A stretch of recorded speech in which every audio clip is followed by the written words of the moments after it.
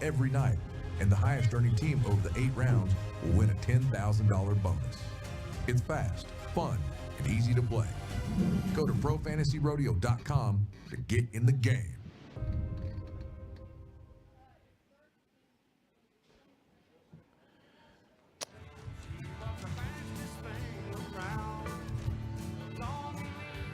It is time once again to rally the troops here inside of the Cinch Cowboy Commons. And day number 2 of the No Spin Rally, live with Tommy Joe Lucia and Kendra Santos. Good morning, Las Vegas. We got one under our belt. Welcome to the second day of the No Spin Rodeo Rally right here at the Cinch Cowboy Commons stage. If you haven't started coming in this side of the convention center, you better figure this one out. This is the way in, trust me. Easy parking, easy in. Welcome my wonderful co-host, Kendra Santos. Good morning, Kendra. Good morning, how are you? I'm peachy. Grand. I'm good. That first week is, it's starting to feel like we're all going to catch up. You're starting to get in your rhythm, right? And, know when you have time to go to the bathroom, know when you can eat, where you're going to eat, figuring it all out. Are you figuring it out yet? Oat has it figured out for me. First thing every morning, it's hot water, lemon juice, chia seeds, cinnamon, turmeric, pepper, and fresh garlic. Yeah, Donna figures it out for me, and it's the Liquid IV and Miralax. There you go. Oh, God. I mean, you gotta keep moving. Gotta keep moving. All right. Should we talk about last night? Well, we're going to kick it off like we do every day with our Pro Fantasy Rodeo round recap. So brought to you by Pro Fantasy Rodeo, our one and only sponsor for this year. Thank you, Casey. So give us the highlights. We'll get down deep in it later, right? But just hit the highlights for us about who won. Just a few things. Yes, we're not going to, everybody knows who won and everybody was watching with us.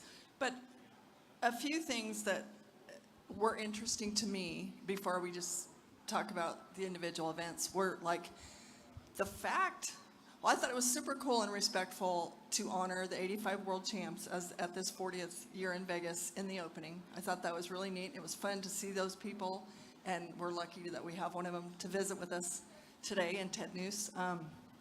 And I was really surprised. Well, I know it's hard for fans and contestants to have to walk in on foot in the opening, but we all understand why. We talked a lot about that Why yesterday. is it hard?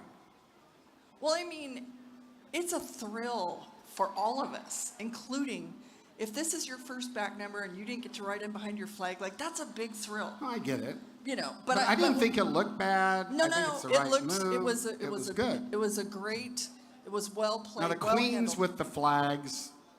It's just what had to be done in this instance. But let's realize, I've never talked to a guy that did not say that riding in there that first night behind his state flag wasn't the just when it became real and he cried and got goosebumps. So, it had to be done, but whatever.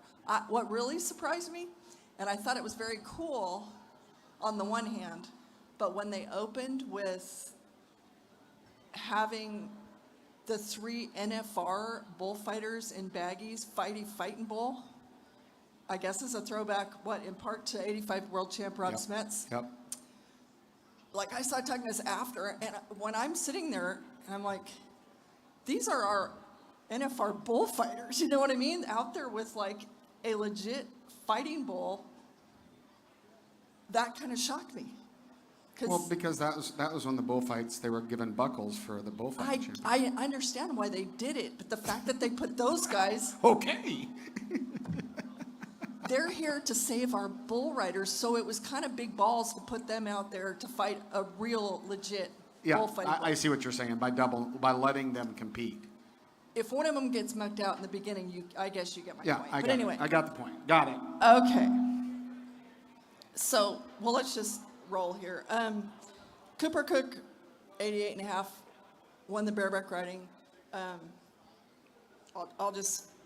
Just rip through them. When there's a Rip highlight. through 'em, Okay. cowgirl. So Wag is back. Shocker not.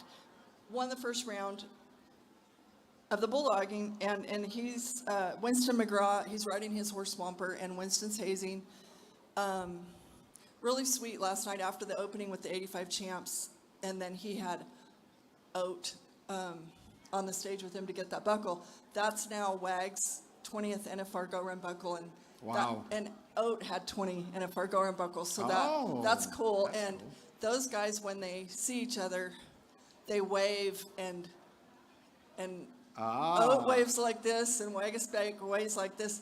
But if you let him get a jump on the pack like this, That's four world. four world titles. Go on. Anyway, Yeah. of course, Wag loves to Yeah. rub it in. But anyway, he's got a legit shot to make some history here, and I don't think anybody would be foolish enough to bet against him. But okay, so the first team out, Lightning Aguilera and Caden Perfili won. You know, they were 4 flat, won the team roping. I thought that was cool. First out, Lightning did his Lightning thing. Yeah, You know, that's cool. and that that was cool. There were several no times, and there were no times in every event, all the timed events. And I guess for that, like if I was their mom, I would just say, well, go back and look at the record book on Speed and Rich, right? The winningest 8-time world champs.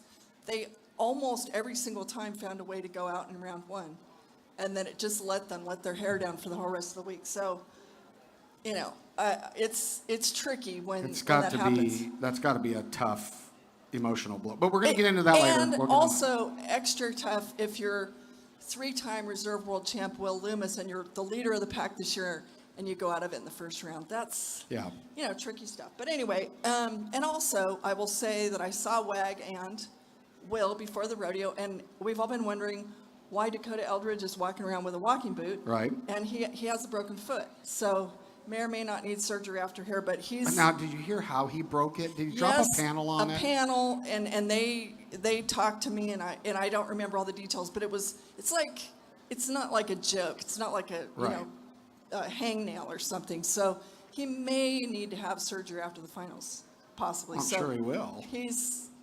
They said it's a maybe at this moment. Okay, Stetson Wright, 90. To our point of talking about the bucking order yesterday, where the top 5 guys in the world get to go last every night, he went second. And Yeah, I wondered that. the self-satisfaction in that kid right now is fun to watch. A couple things happened last night. Well, next is the calf roping, and Shad Mayfield and Lollipop 6'8". They kind of daylighted the field. That was, cool to get a jump. But a point I'll say in these back-to-back events, flags were thrown. And Ryder Wright, leader of the pack, they throw a flag like he missed him out on the left side. And then they went to their review, which is a recent times situation, and they overrode it. And then in the very next event, our world leader, Riley Webb, they threw the flag for a jerk down, and it stood. But the way they have it now, which has not always been the case, is that it's a fine for the first infraction, and if it happens again, it's a no time. $2,500 fine. Next time, it's a no time. So, that's a big one. Yep, I agree. And so, okay, the barrel race. I think everybody had a pretty cool feeling about. I mean, everybody was feeling for Cassie not to be able to bring Jarvis, her unicorn or whatever, and to go first, being the season leader, but to be on a different horse she rode well, to win the round. It doesn't really surprise anyone who knows what's up with her. I don't think people who are only hardcore rodeo fans, I don't know that they understand the extent that she's closing in on $8 million. She's like J.B. Mooney of the barrel racers, right? And I feel like she could win on a camel or something like that, like she's that's possible. Depends on how the rest of the week goes, but it could be a she's camel. She's handy, and she's one of those people. She's like a quiet rider. Some of them, they're just gapped out and stuff. it's like she works with horses. Like it's like magic, and so much respect. But she went 1-2 with Haley Kinsel, and remember those two between them won 9 rounds here last year. Yeah. Now you're the horse expert and the name expert and the lineage expert, but there's a Palomino horse with braids. What do you know? One of the barrel race horses. I'm talking one of the most beautiful horses I've ever seen. Adios Pantalones. He's 5-year-old stud. God, that horse is gorgeous. Yeah, and he's here for the first time, and he's the winningest barrel horse futurity stallion of all time. He's beautiful. And it's fun. Trisha Aldridge is his owner and writer, and it's fun to watch her because to stand back, she reminds me something of Fallon Taylor in that she speaks her mind, and Fallon has her and her horse all decked out every night, But what I appreciate about both of those people is they do not give half of one shit what you think. And so they're just going to say it how they see it, and then take it or leave it. They don't really care, but I appreciate they tell the truth as they see it. Yep. And some people mince around and are scared to, speak their mind. Fallon nor Trisha, and I don't pretend to know either one. I've never even met Trisha. But good for them, and they're both very successful, and that often comes with a price tag also. So whether you like their personalities or not, the business women that they are, like it or not, they're very, very successful in and out of the arena, so good for them. Again, the Stetson Wright show, he won the bull riding also, 89 3/4. He was a quarter point away from a couple of 90s, but he was lights out last night. And he was very emotional about it. After a couple years ago, remember, he tried to start and he just couldn't, and he cried. He was so sad, And then they told him, your career's over. And so it's not even to say the fire, but like last night, it was like nobody understands how hard of a road back this has been, and he is very emotional because he was on top of the world, and it was a blink. It could have been over. Well, and in his interview, he kept referencing his paw, telling him to just do your thing. Yeah. That's an indication to me that maybe he's like, can I really dominate again, right? Somewhere in there that had to be thinking, well, you go do what you do in round 1, the confidence is back, watch out, right? Yeah, and you could see this coming. You could see it coming at the Wilderness Circuit Finals the other day, and people... I made a comment the other day publicly that people who want to start backbiting about Stetson Wright missing a step is like, people say that about Sister. And it's like, really? Yeah. That's just jealousy talking. That goes back to my Timery days when I would get so bummed at people taking pot shots at him, and he's like, toots, jealousy is a very ugly emotion. But it also comes with the territory. When you're the top king of the hill, they're going to take pot shots at you. So it's the way it is. Anyway, Stetson's closing in on $500,000 for this year, and we just finished round 1. So yeah.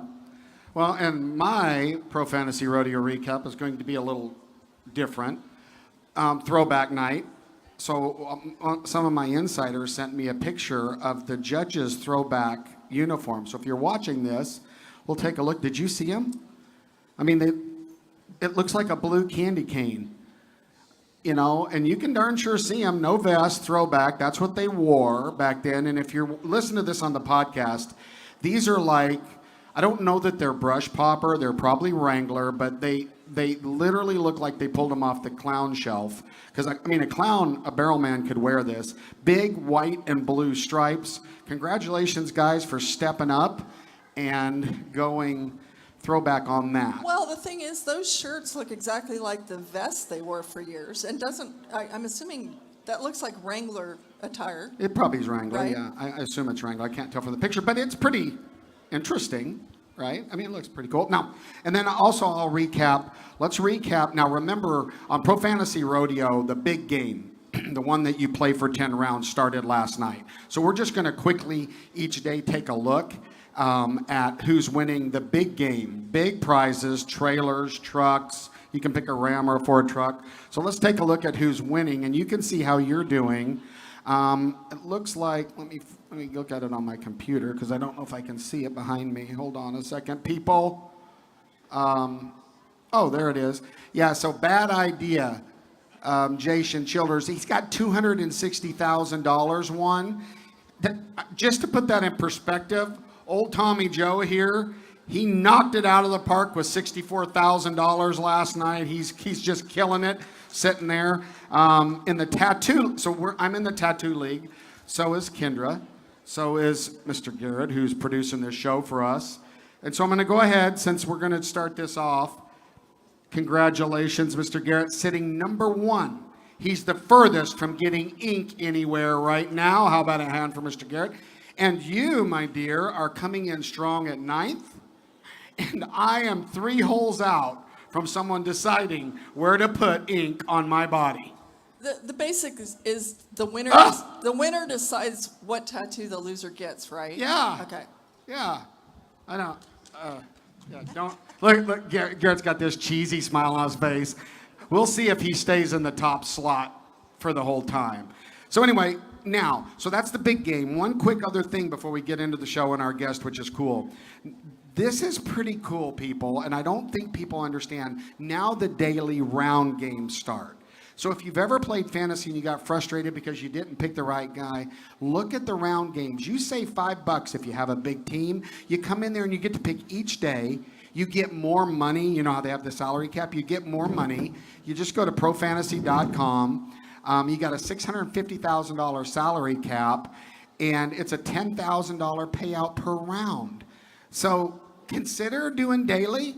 And you know, the thing about the daily is, if you're smart, you look at the stock that they've drawn, right? You look at hot and cold guys.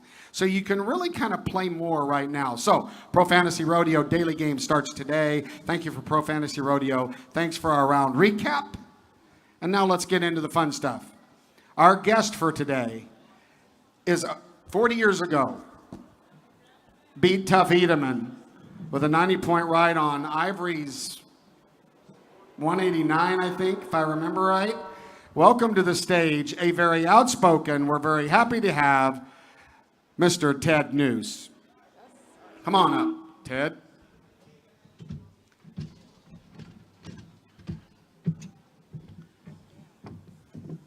He's going to take his seat, and I'm going to let Kendra take the first run. The first run. I think that this is, based on the car ride over here, this is going to be a very easy, it's going to be a quick time of, passing of time here. So, 85 world champ, I'm really glad that you came back to town for this, because I think it's cool that Vegas, as much as, like Las Vegas events is famous for raising the bar. There's a record payoff every year. They do something new. There's always a new twist. They never just rest and let it sit, which is kind of the calling card of the PBR also. But I thought it was very classy and respectful and cool that they this year, in honoring 40 years in Vegas, brought back the champs from 40 years ago. And how cool to see you guys all together, you know, talking about it. I just also up front would say to people that you are one of the original founders of the PBR. Back when it was Cowboy owned and operated, and God knows how much that has boomed. And Tommy Joe and I both were longtime employees of the PBR. I was the editor-in-chief for the first 16 years. And did you have a specific title besides busting your ass every day? Vice president of something. There's always a vice president, production. For a long time. For a long time. But yeah. we both have very fond memories of being part of the steamroll, you know, of where it's come. Anyway, I would love for you to take us back to 85 and like what it was like. Like Ode has talked about how like there weren't a lot of people in the stands, correct? What do you remember about? It's the first year. First year it comes here. Yes. Right? So everybody knows on the deal. It was so exciting because in Oklahoma City we were riding for $4,000 go rounds and a $12,000 average, and our and went to $8,000 go-rounds and a $24,000 average. And how exciting is that? You know, to know that the money just doubled. And then you come to the city where they almost make money and you just see it grow. And the things that have happened here, it's just so exciting. But this is no place to stop. It's time to open our wings and fly. When we started the PBR, we had a vision. We wanted to see a guy walk out of the arena with $1 million bonus. How exciting would it be for a world champion, each world champion, to walk out of here with $1 million? And every contestant walk out of here with at least 100,000. Something that I saw the other night when we were giving out those numbers, I saw more families come up on that stage than ever before. And that was exciting to me because I saw little kids and their dads and their moms and bringing them up there. And this is very family orientated sport.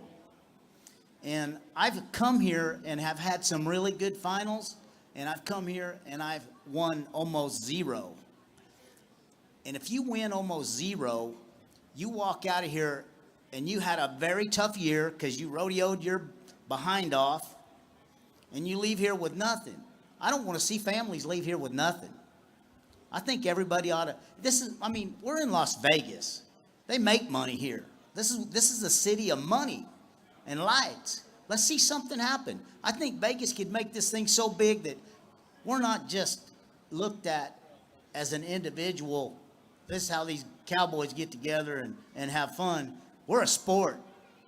And we need to be looked at like Stetson Wright, a great athlete. When you can do 2 events like that in one night and be those kind of points, come on. Let's make this special. Let's make it big. Let's move it forward. You know what I thought was interesting? Like, I've had the pleasure of being on a couple of bus rides with U85 world champs, and some of the conversations have really been interesting about, like, Brad Germanson. We were talking about, rodeo limits or having it wide open and how when it first was like, let's limit it, it was with the promise that the rodeos would more than, make up the entry fees. That always, hasn't always been the case. Brad Germanson, the 85 saddle bronc riding champ, he had an interesting thought. He's like, his strong feeling is that, open it back up. But he also felt really strong that some of this money should be used. He's like, I think he said 25,000. He said, I'd like to the top 30 every year to get a $25,000 bonus check, just because those 16th through 30th people have run up some credit cards and they came so close, and to be in the top 30 in a professional sport. Anyway, it was just an interesting, thought. I would appreciate the challenge. Makes sense what you're saying. But if you produce these events, the hard thing is, the good thing for the PBR is they've got one discipline. They pay one winner. Okay, you got to multiply that times 9 in fairness. Not saying that it can't be done, but that's a lot. That's a lot of multiples. The other thing that I looked up that I thought was interesting, and you correct me if I'm wrong, I think I read that you won $107,000 at the NFR in '85. Is that right? That was for the year. I won for the year. Yeah, I won 62,000 here at the NFR in '85. In '85. Okay, so $1 then is worth $3 now. So I thought it would be interesting to see if we've been keeping pace, right? Now, it was underpaid back then. So not talking about your topic, it's where should we be, right? I understand that, but let's just talk about that. So $3. So if you took your 107, that's $328,000, right? Worth today, right? Which isn't too terribly far off, in fairness, to where these guys are sitting. You know what I'm saying? You're saying relative to the cost of living, Yes, the value of $1. Are we keeping up with what $1 was worth? Now, was it should you have not been paid $300,000 then, and it's $1 million now? I'm just saying, but I always want to flip it a little bit. I think Vegas, there's a lot that can be done. But as Teton Ridge and as our sport continues to do what the PBR did well, and that is make these cowboys accessible, tell their stories. You know, there's a reason that we call it a rodeo family, because we all know each other. We can all remember the early days of the PBR, and that's got a special place in us, right? Well, we got to let the world know that that's the case, and then they start buying apparel that's yours because they know you, and this thing does grow.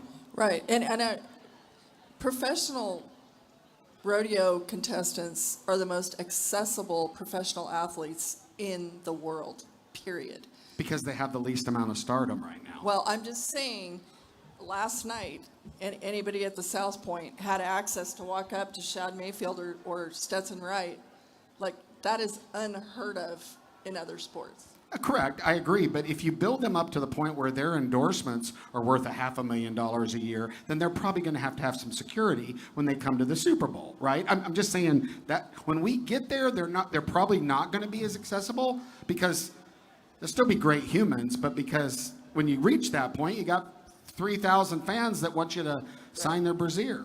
I think, like, then and now, we're going to do a lot of that now, but I would love for you to talk about your era of bull riders, because it was really, really a special era. And, like, I don't know if they're going to have that same, right before the bull riding, I don't know if they're going to put the same video up top, but last night, to me, it was so cool to look up there and see you and Tuff and Lane and Jim Sharp. That was a really special era of bull riding. For sure. I mean, you know, it was Denny Flynn, Donnie Gay, Kenny Wilcox, Bobby Del Vecchio, a bunch of those guys. It was their last NFR in 1985. And then you have Tuff and Lane, and, you know, those guys, they were coming strong. They you know, they had a deep burning desire to be great bull riders. And then Jim Sharp, and, you know, it just took off, and it was a great time to be a bull rider because of the passion. All those guys were very passionate about riding bulls, and it really showed. I mean, those guys, when they tied their hand in there, you know, they intended staying on for 8 seconds. They didn't look off. No, very seldom did they get bucked on. And that's, you know, it just takes that kind of passion, and that's what those guys had. I would love to know what you feel, because we sometimes have the conversation. To me, it's really, really difficult to compare eras. And it's a little hard for me when people just automatically say, well, this is, right now, is the best era in any event, you know, like superior to any past era. I mean, I know there's evolution in every event, but it's really tricky to compare Riley Webb and Shad Mayfield roping the calves now compared to what Dean Oliver rode. It's really tricky to compare, you know, how do you compare your era? I mean, they cannot tell me that the talent pool's deeper, right? I mean, that was a deep talent pool then also. I'm not saying these guys are better than these guys, but it's not always easy to just, it's not really apples to apples in the different generations, right? The things that I've seen over the years, and I've been very impressed, was when I seen Chris Shivers. He was 18 years old, and he just rode Trick or Treat like not being up, and Trick or Treat was a very ranked bull. And then, you know, you got guys, J.B. Mooney, here comes. But the one thing that all these guys have in common is their passion and their work ethic. Like, if you don't have work ethic, you'll never see the spotlight. You'll never make a living doing this. And you got to have that, and you got to have that burning desire, that passion. If you don't have that, you don't have a chance. But every era, those guys that make it to the top and stay on top, they have that. Would it be putting you too much on the spot to ask you who, in your opinion, is the GOAT of all bull riders?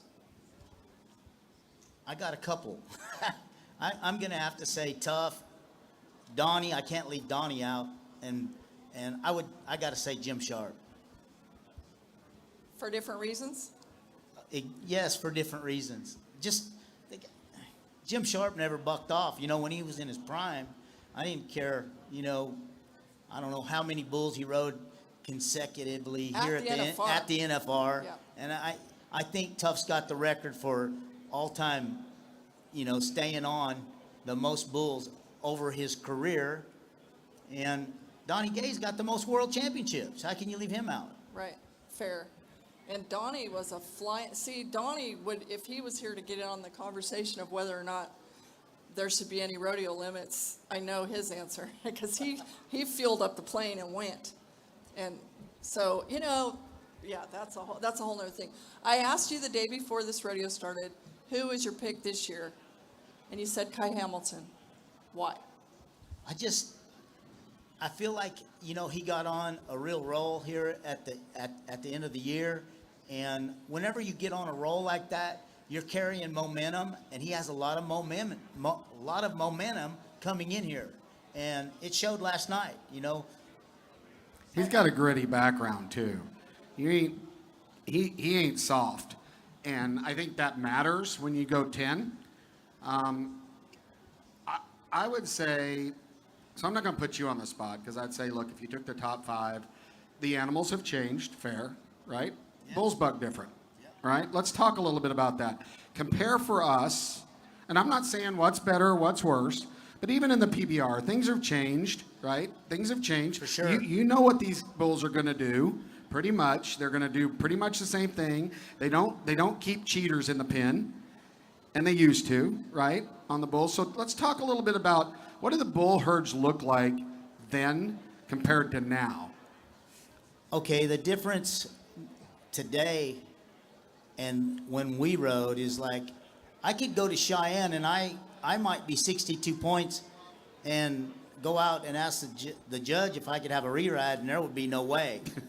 Okay, that's not. That's because the re-ride was weaker. That's not what's going on today. So they don't even keep those kind of bulls around anymore. Those bulls, you know, they go to they're at the feed lot. So there's so many ranked bulls today that every time you enter, every time you nod your head, you're going to get on a bucker. And chances are he's going to be a 22, 23 point bull. So the guys have to step their game up. They got to be more mentally and physically ready than before, because they're getting on so many ranked bulls back to back. And that's, you know, I was able to stay healthy, you know, pretty much for 16 years. In 16 years, I was never out for more than a month. Well, I'm going to tell you something. On today's bulls, that wouldn't be the case, because you're getting on so many ranked bulls back to back. Like, okay, we come to the NFR and there's 2 ranked pins and there's 2 eliminator pins. Well, those 2 pins, I may not get on any one of those bulls all year long. And rodeoing, going to, you know, 100 to 125 rodeos a year, I may not get on them because there's just not very many of them. But when you come to the NFR and you got J31, Bodacious, or you got Pacific Bell, or, you know, bulls like that, well, if you got on those bulls back to back every day, it would be very tough to stay healthy. Do you feel like I know that the talent pool is way deeper now with all the breeding programs, right? I mean, those bulls are worth a fortune, but the PBR, I feel like, had so much to do, because I don't know how many times I wrote in the early days of the PBR, it's the best bull riders on the best bulls. Like, that was the fact that it's half of a score, but that was honored all along, and making stars of the bulls all along. Do you feel like, is there a big divide between the kind of bulls in professional rodeo now and the kind of bulls at the PBR events now? What I'm curious about, sometimes I hear that they don't always want to bring the absolute eliminators here. The Cowboys don't, right? I mean, the eliminators used to come here, but they don't always, I don't think necessarily. But is there a big, like, difference? I assume the PBR, say the Chad Bergers, the HD Pages, those guys specialize in PBR bowls. I know that their bowls come to the PRCA too, right? Is there a difference generally in the Are the PBR bowls ranker than the PRCA pins? Just can't you say it? Pussyfooting a little, but You are? I don't feel like that. I feel like maybe a few, like a handful, may not come here, but the majority bulls that come here are going to be at the PBR also. Now, as far as rankness goes, Now, maybe, but I would say, Ted, would you agree with me when Cody? So there was a time when Cody was picking those bulls, Lambert, that I would have guaranteed you that you had it tougher over there than you did here. When you throw everybody off all the time, your product gets weaker. It just does. You can't throw everybody off, and everybody can't ride those ranked bulls like you said back to back. I would say that, in my opinion, personal opinion, the PBR has kind of it's those pins of bulls. Now you can call me out and say I'm wrong, but the pins of bulls that Cody Lambert picked, especially at the finals, right? You know, compared to the ones that these guys pick, right? And I know they got a round or two that's rank, hard to ride, you know. But I would say back now it's closer because I watch the PBR guys, right? They're riding a lot of bulls. They got a lot of bull. They need bull riders. And when you guys said you said is it deeper now? It's definitely deeper now in bull riders because there's a lot of opportunities for bull riders in the PBR with 3 tours and teams and the PRCA. And I'll say this again, and I don't know if you agree, but I'm throwing it out there for you to shred me up, Ted. I think this is as good a set of PRCA bull riders as I've seen in a long time. Here now. Okay, well, no, and I'm not saying I'm not saying your generation, but in the last so many years, there's a lot of kids in there that can darn sure put it on them. Well, they're not looking off; they're trying to ride. Do you think the top 5 in the PRCA could make it in the PBR? go ask Stetson Wright what he thinks. No, I'm telling you, look at Kai Hamilton. These guys can ride anywhere. I agree with that. Look at Tristan. Tristan can ride anywhere. I agree with and that. He 100%. can ride against anybody. He chooses to ride here in the PRCA. Yeah, I agree. You know what? 100%. I have 2 boys, and they ride. They do multiple events. I would just soon them come here to the PRCA as go to the PBR. Why? Because, well, they work multiple events, but they have a choice. When you're in the PBR, you really don't have a choice. When you sign that contract, you're getting on that bull. All in. All in. And I just like it a little better. No, but you open the deal with challenging the PRCA to get the money up there, right? Well, you can win a hell of a lot more money in the PBR and the bull riding. Look, I mean, you can, right? Or can you not? Okay, you can, but why can't we match it? Why can't we have the same thing in the PRCA? Why can't we have that? We can have that. We got to have a vision. Look, when we started the PBR, it was no more than a vision. At first, we had to think it, and then we had to say it, and then we had to go to work, and we had to take some action, and we had to make it happen. That's how things work. I'm just saying, you got to. No argument. You got to. It costs a lot more to pay every winning discipline $1 million than it does one. I'm not arguing with you. We need to say it, think it, make it happen. I think is a very, very interesting conversation, and I don't know what your thoughts are, but how many times has this happened where, I don't care if we're talking about Sage Kimzey, for the love of God, he won 7 world titles here with a lifelong goal of matching Donnie Gay's 8, and he went to the PBR. That says something for the PBR, for one thing. I mean, it's an individual decision for everyone. But you know, Joe Frost was killing it over here, typically second only to Sage, and then he went over there, and then he got hurt, and his career was cut short. And Josh Frost just had shoulder surgery again. Our defending world champion is not here. I don't know. You know, sometimes people are like, well, he's so stupid. He should just stay here or whatever it is. I don't know if your odds of getting hurt are greater in the PBR. That seems to have happened. Who am I talking about? Harris. J.W. Harris? Am I? Yeah. Okay. He was dominating at the PRCA, and he went to make more money in the PBR and got mucked. I mean, he just got hurt real bad. I mean, that could have happened anywhere, I suppose. But it happens a lot that happens, and then everybody's like, what the hell? He should have stayed here, you know? Well, okay, both Sage and J-Dub, they left the PRCA, and I don't feel like when they left, they weren't in their prime. Because they had already won so much in the PRCA, and they left at a time whenever they weren't, I don't feel like they were at their very peak.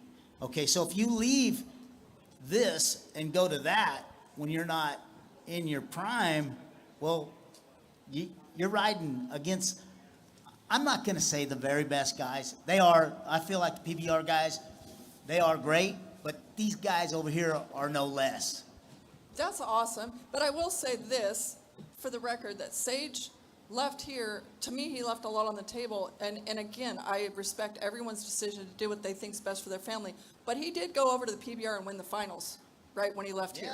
He went over there and won $350,000. Right. But there's other motivators, like for Sage, you can. A family. A family. You know you're going to fly in. You know what you're going to do. You have to do it. Like Ted said, it's a contract. You got to be there. All of that's true. If you don't get a bull you can win on, you get a re-ride. Well, and most of them that are in the pen, you can place on. They don't bring them. Now, it's still a case that in some of these rodeos out there that you got a stock contractor with 16 head of bulls. He runs them all in the draw. 3 of them are good. 4 of them are okay. And 6 of them you'll probably get hurt on trying to. That's because I was going to say that too. Some of those junk bulls, right? Those really junk bulls, you're liable to get hurt on them, nodding your head way more than you are something that's going to, would you say that a junk bucking bull is a little more dangerous to get to handle, or no? Or is it about the same? I don't, the eliminator pin, okay? The eliminator pin is different today than it used to be. The eliminators that we used to get on were bulls that really jump forward, big bulls, try to get you on into your arm and then duck away from you, okay? There's not very many, it seems like they cut those kind of bulls out. They don't even make it, okay?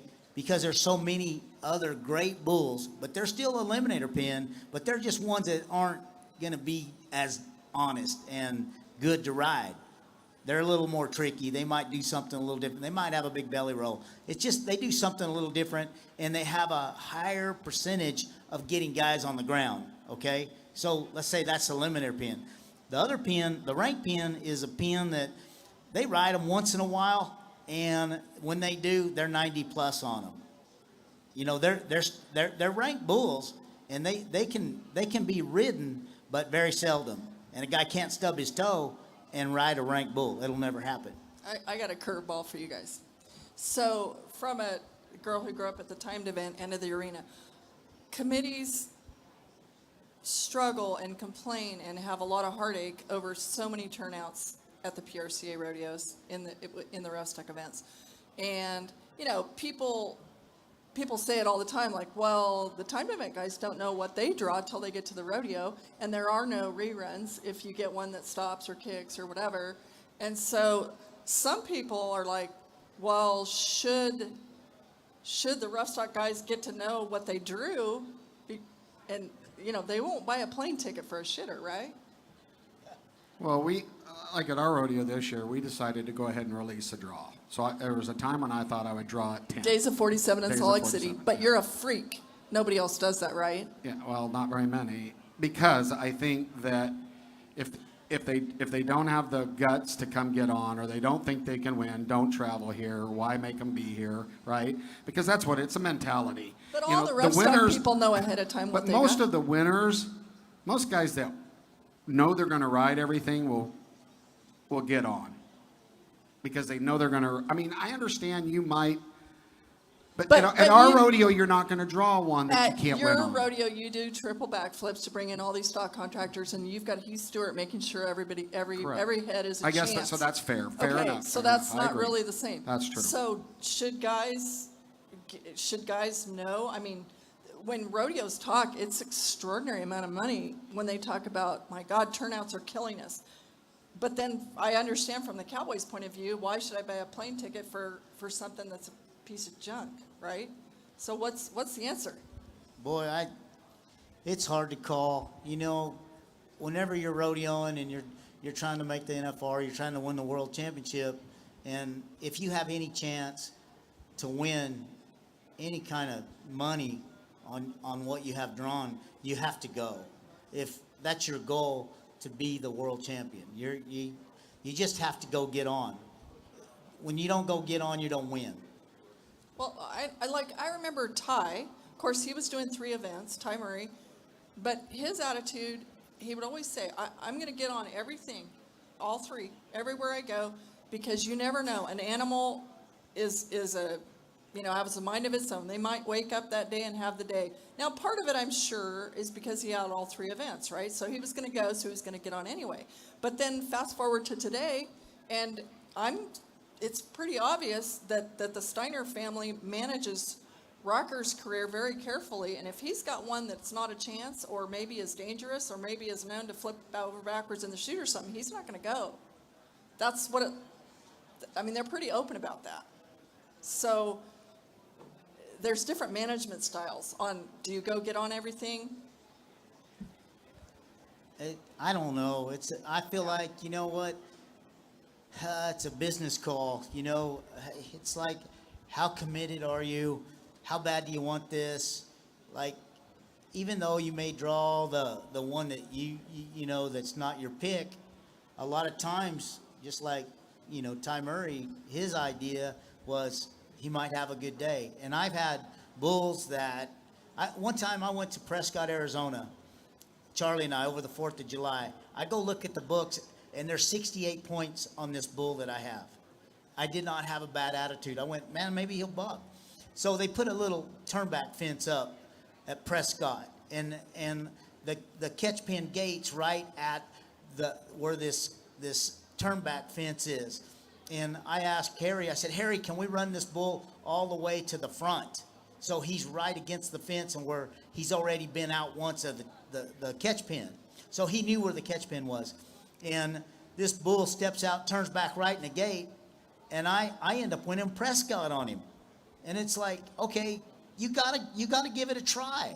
Like, that's just how my mindset was when I was rodeo. And if I had a day and I didn't have anywhere else to be, I was going to be getting on. There was only one chance that I had to be the world champion, and that was by getting on and being at a rodeo every single day. I didn't want to be unemployed, and that's how I looked at it. Fair enough. Well, but everything's changed, right? It would irritate me when Ty would get a re-ride, and I know where Ty was setting in the round, and from my perspective, stay there, leave it alone. And you knew he literally, if I walked towards him, he would punch me in the nose. Well, Yes. he'd look at me like, don't you even walk over here. I'm like, I have to verbally ask you. You already know the answer. So, it's the same deal. But I think his premise, because we've heard him say it, is it's that mentality. I didn't come for second, and I'm going to win, so I'm going to get on everything. But the flip side of that is sometimes for a world title, The business stuff. You Well, know, a kid at his first NFR last night kept a 70-some point, and it may be brilliant when it's over. Maybe he wins the average. But Ty, help me remember this. There was a year that came when Ty made a good ride, took the re-ride because, again, he didn't come for a second. Did he not beat Daryl Mills by like $1.68, or am I dreaming? No, that's exactly what happened. This is how good this was. Ty was winning 4th in the go-round. And they said, don't take the re-ride. You're winning 4th. You're going to win 4th. And he took the re-ride. And he ended up winning like 3rd or 2nd or 3rd. And if he hadn't taken that re-ride, he would have not won the world championship. And that was rounds before we ever knew that this is how it would go. Exactly. well, and we got about 10 minutes left, but I'm going to go back a little bit because I'm interested in what you think, Ted, Razor, Jim Sharp. I can't tell you how many times when I was in the barrel or even during the PBR where he rode a bull so clean and didn't move that I swear they took 2 points away from the bull, right? That he never got, I don't think they realized, because he was always in control. And like I would compare him to Charlie Sampson, right? A guy who all over can ride them, right? But I mean, there's a much different probably if you put Charles in that. You see what I'm saying? Do you think Razor got, because he was so flawless and how he set up there 5% of the time? Do you think that went against him some in the markings? Well, the judges have to know how those bulls are bucking. When Jim Sharp get on something that was unridden or very seldom, did it get rode, and he sat up there and rode him. I've seen this a lot, and he rode him so easy that maybe if the judge didn't know the bull, maybe it did cost him a point or two. But when you ride that many in a row, you're gonna get plenty of you're gonna get your share of the winnings. I remember in '88 when he was the first guy to ride all 10, and he gets out, he's out of breath, and I walk up to him, I'm like, talk to me, and he goes, what do you want to talk about, Kendra? Like, he thought nothing of it. It was like, yeah, what's your point? 10 for 10. Like, I didn't come to not ride 10 for 10. It was, Yeah. And then, but I feel like, yes, they always said if you could knock Jim for something, which is bizarre, that it was that he made it look too easy or whatever. But then came along, like we've mentioned, Chris Shivers, but his free arm game got him extra points, right? Most definitely. He showed a bull off as good as you could show one off. Chris had a great style, and he made a lot of great rides also. He was like more of a flair and flamboyancy, right? For sure. Like, he could really, he just showed him off really well. Like, if he bucked, you knew he bucked. He was jerking Chris from one side to the other, and he was able to stay in the middle and really show him off and get every point out of that bull that was possible.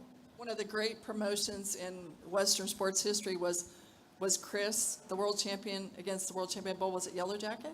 Yellow Jacket, yeah. That was built up really a great for $1 million, yes. For $1 million bonus. Do you know, Chris was really nervous. I mean, that was a big deal. You want to know at that moment what I was most worried about? That the 6,000 fake $1 million would come out of the ceiling when he rode them. And that they didn't come out if he got thrown off. That the stagehand would be like, throw the money, and it would and Bernard would lose his mind. So that's the kind of difference between pressure for production. Yeah, I remember that. Yeah. I remember it. I remember well. Okay, quick question for you. You've got Stetson, Wasey, Kai, and a lot of rookies that can ride. You're talking to them in the locker room. What are you telling those I call them the big three. Those guys are rank, right? Stetson and them. And then you got some rookies that can ride. If you're sitting in the locker room talking to them, it's round 2. What are you telling them that you knew, that you learned, that they need to think about? The most important thing I feel like is keep your attitude positive. If you get bucked off 1 or you get bucked off 2, keep your attitude right, and your self-talk has to be really good. You have to tell yourself, you know what, I made it here. I can ride any of these bulls, and this is a great day, and I'm going to go out there and I'm going to perform at my very best. And that has to be your self-talk. Even though you may not feel that way, that needs to be how you talk to yourself, so that when you climb down in there, you don't have any negative feelings. You need to get rid of those negative feelings. And when you climb down in that bucking chute, you got to feel like, you go all year long. You're not going to ride them all right? But every day's a new day. Every chance is a new chance. So let's make the most of this right now. And we keep that attitude. You got to have that attitude till you get on your last bull here, so that any opportunity that presents itself, you're going to be able to take advantage of it. As Trevor Brazil used to always say, to make it in rodeo, what you really need to have is a short memory. Right? You can't let past failure. Yeah, especially if those feelings are negative. You don't want to carry negative feelings into the bucking chute. That's not going to work. You're going to have to feel like I'm 100% and I'm ready for anything. Is there a fine line as a bull rider between, not turning loose till the back of your head hits the ground, or saving yourself for a new day? Or where's your line on that? Well, I feel like if you are at the point of no return, save yourself for tomorrow. Because there's nothing you can change right now if you're fixing to get bucked off, other than get away safe so you can get on tomorrow. Well, what if you're at 7 seconds, you think you should have heard the buzzer, you're getting welled, you're fixing to get hooked and stepped on, you need 0.2 of a second. Do you stay or do you get off? You got to stay. I've been there. I've been in trouble. I was making Hail Mary moves right at the whistle, and if I ever gave up 1 iota, I'd have got bucked off and probably wouldn't have got a check. But I got checks riding like that. But I was also blessed that, I didn't get stepped on. Now, So we got 5 minutes, but I think this is an interesting.